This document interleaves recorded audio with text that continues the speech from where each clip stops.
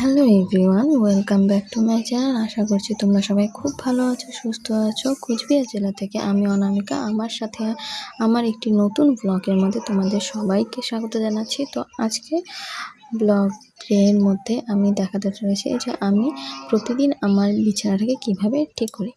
তো প্রথমেই মশারিটাকে তুলে নিলাম, তারপর তো বিছানার বালিশগুলোকে ঠিক করে নেব। তারপর এখন যেহেতু প্রচুর পরিমাণে ঠান্ডা পড়ে গেছে, তাই আগে একটা কম্বল দিয়ে হতো, কিন্তু এখন দুটো কম্বল লাগে রাত্রে।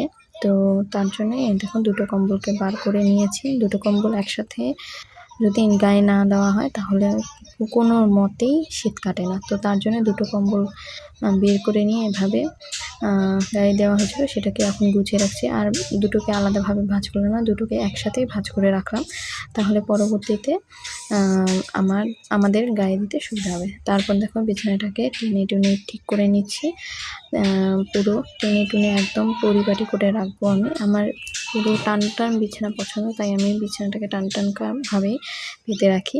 আর এদিকে দেখো মেয়ের বিছানা, কোলবালিশ, বড় কোলবালিশ, এই দুটোকে ঠিক করে রাখলাম। তারপরে এখন ঠিক করব কাঁথা, প্লাস্টিক, এসবগুলোকে ঝেড়ে ঝুড়ে পরিষ্কারভাবে রাখবো।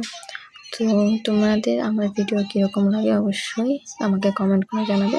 আর আমার ভিডিও যদি তোমাদের ভালো লেগে থাকে অবশ্যই আমাকে কমেন্ট করে জানাবে, এবং যদি চ্যানেলের মধ্যে নতুন হয়ে থাকো তাহলে অবশ্যই সাবস্ক্রাইব করবো। আর যদি আমার ভিডিও ভালো লেগে থাকে তাহলে অবশ্যই লাইক, কমেন্ট, শেয়ার করে দিও। তো এদিকে দেখো প্রথমে প্লাস্টিকটাকে গুছিয়ে নিলাম।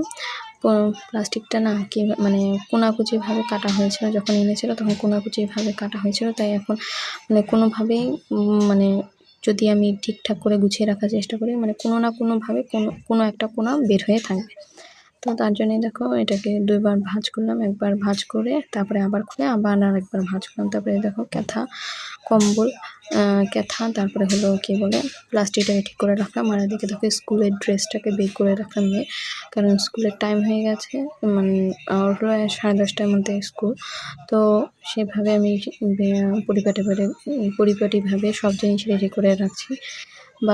তারপরে হলো তেল, সাবান, যা ওর লাগবে স্নান করে আসার পর, তো সেগুলোকে সব কিছুকে রেডি করে রাখছি, যাতে ওর রেডি হতে কোনো সমস্যা না হয়। তেল, ক্রিম এগুলো তো আমি লাগিয়ে দেবো, কিন্তু ওর ড্রেস, তারপরে হলো স্কুল ব্যাগ, জলের বোতল, এগুলো সব কিছু। তারপর আমি যেহেতু স্কুলে নিয়ে যাব, তার জন্য আমারও জামা কাপড়গুলোকে সব কিছু রেডি করে রাখলাম, যাতে আমারও কোনো অসুবিধা না হয়। তো দুজনের পুরো জামা কাপড়, তারপরে স্কুল ড্রেস,